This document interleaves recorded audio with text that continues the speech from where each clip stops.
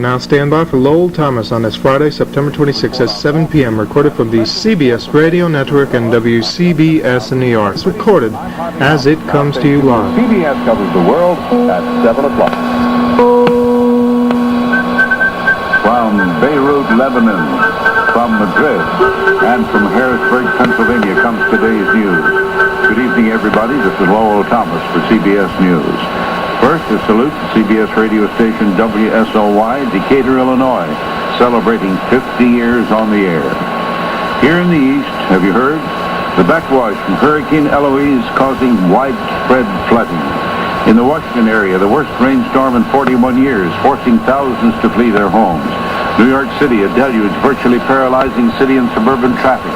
Worst of all, apparently, in central Pennsylvania, where at last report, an estimated 20,000 had already been flooded out, with thousands more facing loss of their homes, mainly along the Susquehanna River near Harrisburg. As for that other storm, the one called Faye, that hurricane is now heading for Bermuda with 100-mile-an-hour winds. And now this message. The oil price controls proposed by the President has been approved in Congress, the Senate first to accept the compromise by an overwhelming vote, the House quickly following. It is hoped the President and Congress will have finally agreed on an overall policy in a few days. The White House confirms a report that Egypt is seeking U.S. military aid. Spokesman Ron Nessen calls it a move toward peace. First, because the U.S. has made it clear it would be unable to sell arms to Egypt as long as a state of war exists in the Middle East, and that it demonstrates Egypt's confidence in the course it has already taken.